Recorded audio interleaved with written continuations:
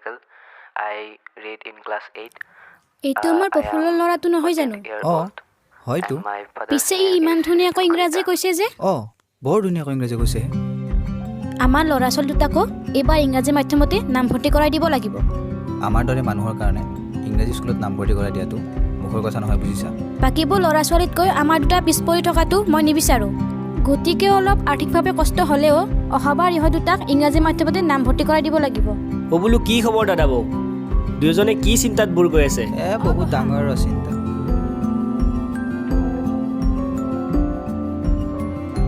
অলপ আগতে মোবাইলটো চাই থাকোঁতে তহঁতৰ ল'ৰাটোৰ ভিডিঅ' এটা পালোঁ। সি বৰ ধুনীয়াকৈ ইংৰাজী কৈছে। তাকে দেখি বৌৰে উঠাটো খাই উঠিছে। আমাৰ ল'ৰা ছোৱালীহালকো বোলে ইংৰাজী স্কুলত নামভৰ্তি কৰি দিব। তো বৌটো ঠিকেই কৈছে, কিন্তু কোনো কিন্তু নাই। মুঠতে আমাৰ ইহঁত দুটা অহাবাৰ ইংৰাজী স্কুলত যাবই। ৰ'বা, তুমিতো আমাক আগৰ পৰাই জানি আহিছা কেনেবাকৈ খাই বৈ চলি আছোঁ। তাতে আকৌ কেইদিনমান আগতে ছোৱালীটোক নৃত্য বিদ্যালয় আৰু ল'ৰাটোক কাৰাটে বিদ্যালয়ত এডমিশ্যন দিলোঁ। সি আকৌ মাজে মাজে হাৰমনিয়াম, গীটাৰ এইবোৰ শিকিব যায়। গতিকে ইমানবোৰৰ মাজত ইংৰাজী বিদ্যালয়খনক নামভৰ্তি কৰাই দিয়াটো আমাৰ বাবে সম্ভৱ জানো? এইটোহে কথা। আপুনি এনেই ইমান চিন্তা কৰি আছে। আমাৰ ল'ৰাক কোনো ইংৰাজী বিদ্যালয়ত নামভৰ্তি কৰাই দিয়া নাই নহয়। কি তেন্তে ইমান সল হ'লে আকৌ ইংৰাজী? আমাৰ ল'ৰাই খেতিয়াৰদা গাঁৱৰ কেচিকে জাতীয় বিদ্যালয়তহে পঢ়ে। সেইখন বিদ্যালয় যদিও অসমীয়া মাধ্যমৰ, কিন্তু ইংৰাজী মাধ্যমৰ বিদ্যালয়ৰ লগত সমানে ফেৰ মাৰিব পৰাকৈ ইংৰাজী ভাষাটোৰ ওপৰতো যথেষ্ট গুৰুত্ব দিয়ে। আৰু আপুনি যে চিন্তা কৰি আছে, সংগীত, কাৰাটে, তবলা, হাৰমনিয়াম এইবোৰ সকলোবোৰ তাত বিনামূলীয়া। কি বিনামূলীয়া? ভালকৈ বুজাই কোৱাচোন। হাজো অঞ্চলৰ খেত্ৰীহাৰীয়া গাঁৱৰ কেচিকে জাতীয় বিদ্যালয়, যিখন স্থাপিত হৈছিল 2015 চনত। পঢ়াৰ লগতে বাকীবোৰ ক্ষেত্ৰতো ছাত্ৰ ছাত্ৰীসকলক আগবঢ়াই নিয়াৰ বাবে বিদ্যালয়খনে বিশেষ প্ৰচেষ্টা হাতত লৈছে।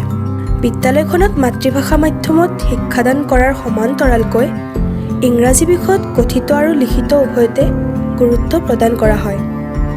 ছবি, শিল্পকলা, কম্পিউটাৰৰ উপৰিও কোনো অতিৰিক্ত মাচুল নোলোৱাকৈয়ে সপ্তাহৰ এদিন সংগীত, শাৰীৰিক, কাৰাটে, ঘোষবাদ্য, আধুনিক নৃত্য, সত্ৰীয় নৃত্য, গীটাৰ আদিৰ প্ৰশিক্ষণ দিয়া হয়। তাৰ উপৰিও জিৰণি সময়ত ছাত্ৰ ছাত্ৰীসকলক ক্ৰিকেট, ফুটবল, বেডমিণ্টন আদি বিভিন্ন ধৰণৰ খেল খেলিব দিয়া হয়।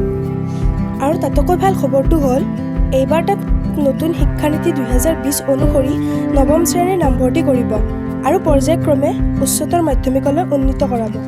মানে মেট্ৰিক, হায়াৰ ছেকেণ্ডাৰী সেইখন স্কুলতে পাছ কৰি ওলাই আহিলেই হ'ল।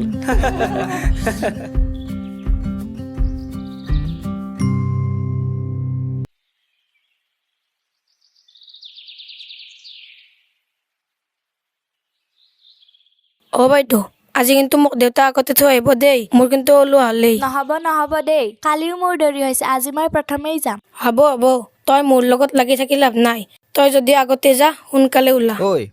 তহঁতেও আজিৰ পৰা এনেকৈ কাজিয়া কৰি থাকিব নালাগে। তোৰ সংগীত আৰু তোৰ কাৰাটেৰ বাবে মই এবাৰ তহঁতক এখন নতুন বিদ্যালয়ত নামভৰ্তি কৰাই দিম। ক'ত দেউতা?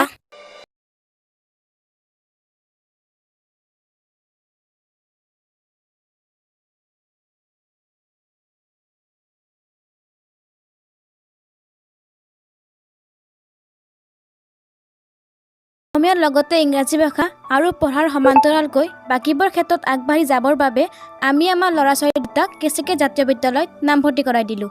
আৰু আপুনি?